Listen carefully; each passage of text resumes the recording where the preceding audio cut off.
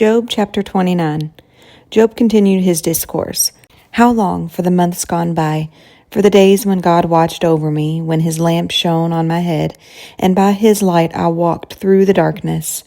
Oh, for the days when I was in my prime, when God's intimate friendship blessed my house, when the Almighty was still with me, and my children were around me, when my path was drenched with cream, and the rock poured out for me streams of olive oil. When I went to the gate of the city and took my seat in the public square, the young men saw me and stepped aside, and the old men rose to their feet. The chief men refrained from speaking and covered their mouths with their hands. The voices of the nobles were hushed, and their tongues stuck to the roof of their mouths. Whoever heard me spoke well of me, and those who saw me commended me, because I rescued the poor who cried for help, and the fatherless who had none to assist them. The one who was dying blessed me. I made the widow's heart sing. I put on righteousness as my clothing. Justice was my robe and my turban. I was eyes to the blind and feet to the lame. I was a father to the needy. I took up the case of the stranger. I broke the fangs of the wicked and snatched the victims from their teeth. I thought, I will die in my own house. My days are numerous as the grains of the sand. My roots will reach to the water, and the dew will lie all night on my branches. My glory will never fade. The bow will be ever new in my hand. People listened to me expectantly, waiting in silence for my counsel.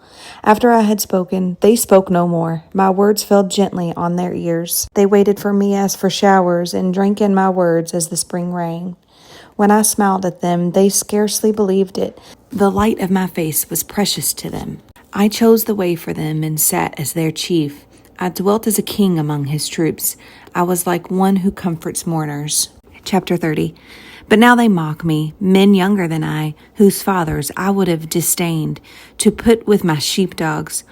Of what use was the strength of their hands to me, since their vigor had gone from them? Haggard from want and hunger, they roamed the parched land in desolate wastelands at night. In the brush they gathered salt herbs, and their food was the root of the broom bush. They were banished from human society, shouted as if they were thieves. They were forced to live in the dry stream beds, among the rocks, and in the holes in the ground.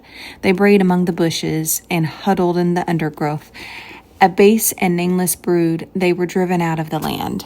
And now those young men mock me in song. I have become a byword among them. They detest me and keep their distance. They do not hesitate to spit in my face. Now that God has unstrung my bow and afflicted me, they throw off restraint in my presence. On my right the tribe attacks. They lay snares for my feet. They build their siege ramps against me. They break up my road. They succeed in destroying me. No one can help him, they say. They advance as through a gaping breach. Amid the ruins they come rolling in. Terrors overwhelm me. My dignity is driven away as by the wind. My safety vanishes like a cloud, and now my life ebbs away. Days of suffering grip me. Night pierces my bones. My gnawing pains never rest. In his great power, God becomes like clothing to me. He binds me like the neck of my garment. He throws me into the mud, and I am reduced to dust and ashes. I cry out to you, God, but you do not answer. I stand up, but you merely look at me. You turn on me ruthlessly. With the might of your hand, you attack me. You snatch me up and drive me before the wind. You toss me about in the storm. I know you will bring me down to death, to the place appointed for all the living. Surely no one lays a hand on a broken man when he cries for help in his distress. Have I not wept for those in trouble? Has not my soul grieved for the poor? Yet when I hoped for good, evil came. When I looked for light, then came darkness. The churning inside me never stops. Days of suffering confront me. I go about blackened, but not by the sun. I stand up in the assembly and cry for help. I have become a brother of jackals, a companion of owls. My skin grows black and peels. My body burns with fever. My lyre is tuned to mourning, and my pipe to the sound of wailing. Chapter 31. I made a covenant with my eyes not to look lustfully at a young woman. For what is our lot from God above, our heritage from the Almighty on high? Is it not ruin for the wicked, disaster for those who do wrong? Does he not see my ways and count my every step? If I have walked with falsehood, or my foot has hurried after deceit, let God weigh me in honest scales, and he will know that I am blameless. If my steps have turned from the path, if If my heart has been led by my eyes, or if my hands have been defiled, then may others eat what I have sown, and may my crops be uprooted. If my heart has been enticed by a woman, or if I have lurked at my neighbor's door, then may my wife grind another man's grain, and may other men sleep with her. For that would have been wicked, a sin to be judged. It is a fire that burns to destruction. It would have uprooted my harvest. If I have denied justice to any of my servants, whether male or female, when they had grievance against me, what will I do when God confronts me? What will I answer when called to account? Did not he who made me in the womb make them? Did not the same one form us both within our mothers? If I have denied the desires of the poor, or let the eyes of the widow grow weary, if I have kept my bread to myself, not sharing it with the fatherless, but from my youth I reared them as a father would, and from my birth I guided the widow.